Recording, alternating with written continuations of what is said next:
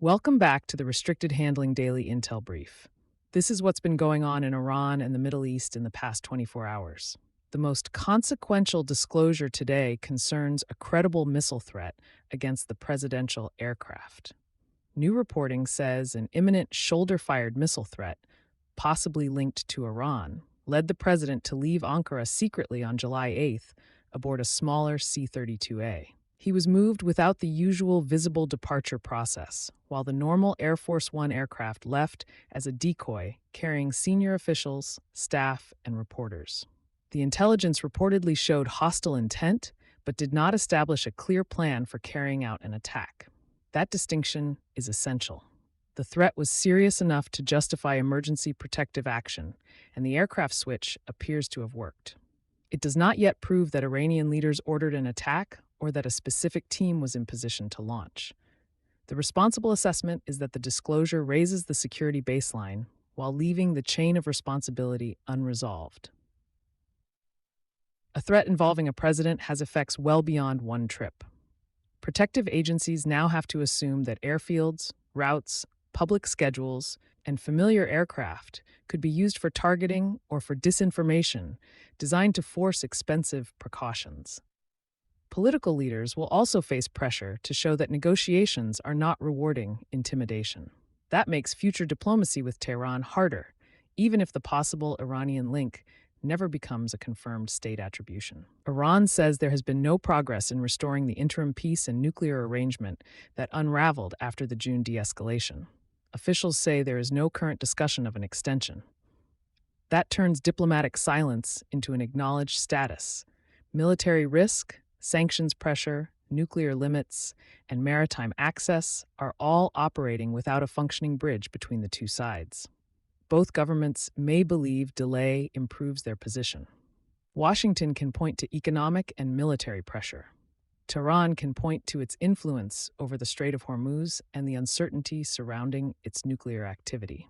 In reality, delay makes it more likely that an isolated security incident, an intelligence disclosure, or a confrontation at sea will set the agenda before negotiators can. The aircraft threat story adds exactly that kind of pressure. At the Strait of Hormuz, Iranian officials are saying the waterway is under their control and management. American leaders are making their own claim of total control. Commercial traffic remains sharply constrained, so neither declaration describes a stable maritime order. Real control would mean ships can transit under predictable conditions accepted by the forces operating around them. Until that happens, the strait remains a bargaining tool that transfers political risk directly into shipping costs, insurance, and energy prices. Iranian domestic coverage is emphasizing that the strait remains closed despite American claims and presenting that closure as proof of Tehran's leverage.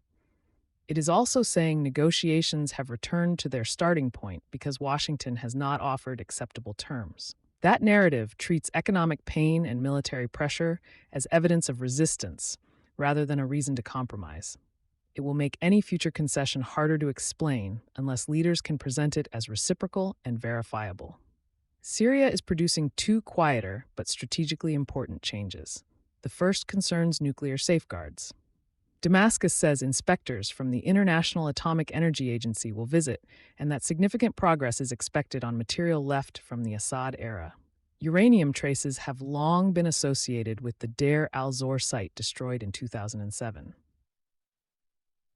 Discussions may include the removal of material, but Syrian officials say no final arrangement has been reached and reject the idea of an Israeli role. This is a live safeguards change, not a completed resolution. If inspectors receive meaningful access and the material is secured or removed, Syria could close one of its most persistent proliferation files and rebuild formal engagement with the international system.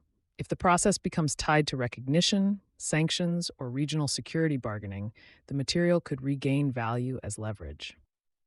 The next indicators are the inspection schedule, access terms, chain of custody, and whether the agency publicly verifies progress.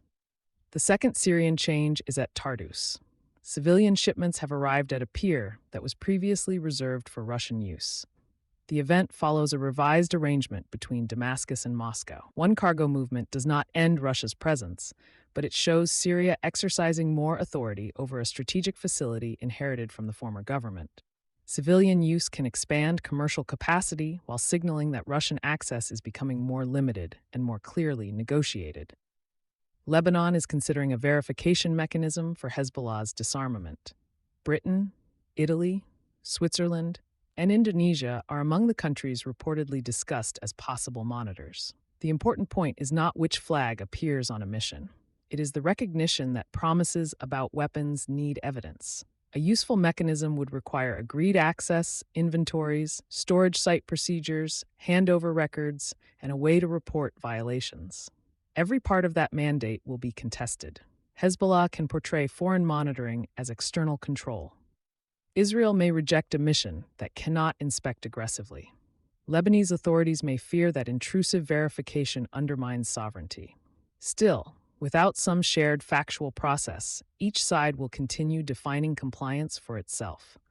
The proposed mission is an attempt to prevent that ambiguity from becoming the next conflict trigger. In the West Bank village of Qusra, Israel sent reinforcements after armed settlers surrounded Palestinian homes and violence escalated.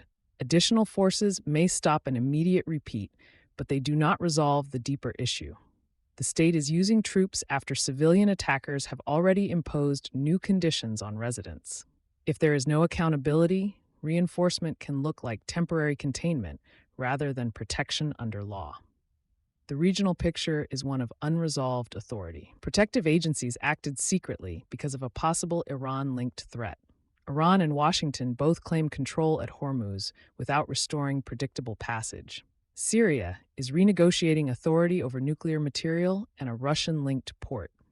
Lebanon is looking for outsiders to verify control over weapons. Israel is deploying forces where settler violence has exposed a failure of control. Watch for stronger attribution on the aircraft threat, an actual Syria inspection date, routine civilian use at Tartus, a defined Lebanon monitoring mandate, and legal action following the Qusra siege. Thanks for listening. Go enjoy the rest of your day before the geopolitical situation gets worse again. For the full written brief, it's restrictedhandling.substack.com. We'll see you in the next one.